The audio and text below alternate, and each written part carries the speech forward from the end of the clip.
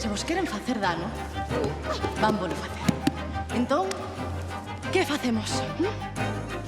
É a túa parella, teu pai, o teu mozo, un descoñecido que pasa pola rúa.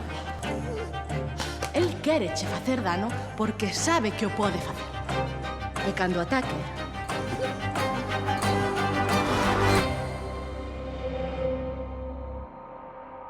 Eu son Alba Loureiro e interpreto a Rebeca, unha das principais mulleres estafadas por este home perfecto. Ola, eu son Elena Seijo e interpreto a Luisa na serie Home Perfecto e son unha das grandes estafadas por este home. Rebeca é unha muller de 35 anos.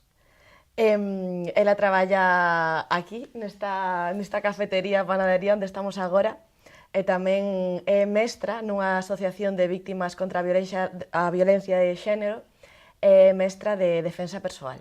É curioso porque Luisa, que é o meu personaxe tamén, unha muller xa madura, de máis de 60 e pico, pois está nun momento vulnerable tamén, porque quedou viúva, e o que nos une polo que vexo é a fragilidade, non? Que foi o primeiro que pensaches cando liches o guión de Home Perfecto?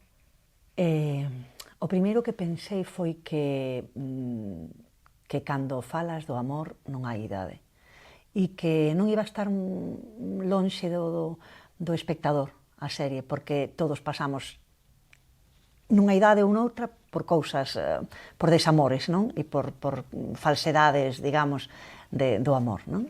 O mellor non por estafas, pero sí por falsidades do amor. E entón que todo o mundo lle vai tocar un pouquiño, non? E ti?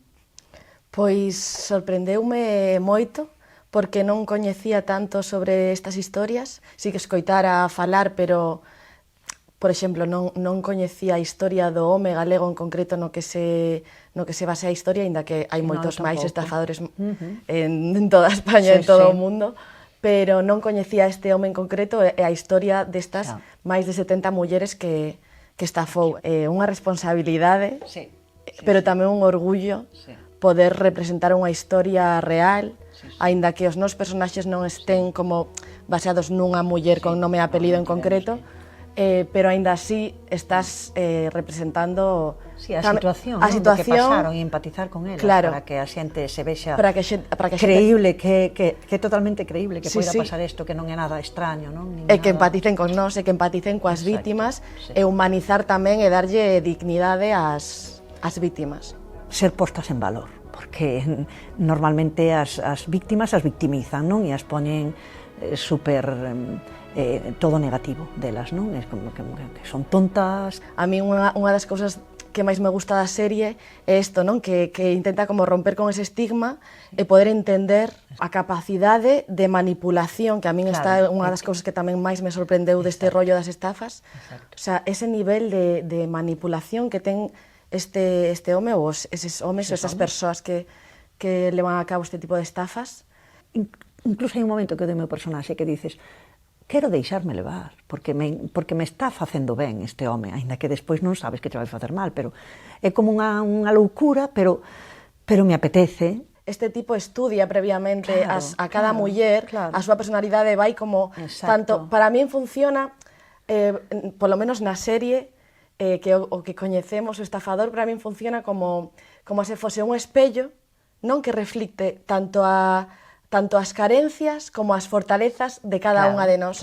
Entón, claro, el está che dando como todo o que ti precisas, se tes necesidade de volver ser amada, de volver ter seguridade, de que te escoiten, polo menos no meu caso. De ser valorada, admirada, tal. Entón, dache todo eso e aparte, como que reflicte tamén a túa fortaleza, como que... O que a ti te gusta, claro, o que a ti te gusta que te den e o que te gusta ver enfrente, non? O home perfecto engatusoume porque me valoraba como muller, me admiraba como artista e me consolaba nos momentos máis duros e sobre todo porque me divertía.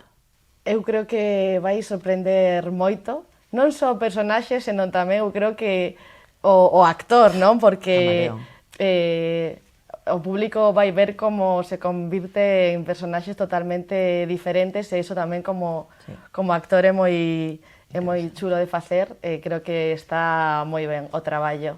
Bueno, como dicía un dos personaxes, di con respecto a este home perfecto. É tantos á vez que non é ningún.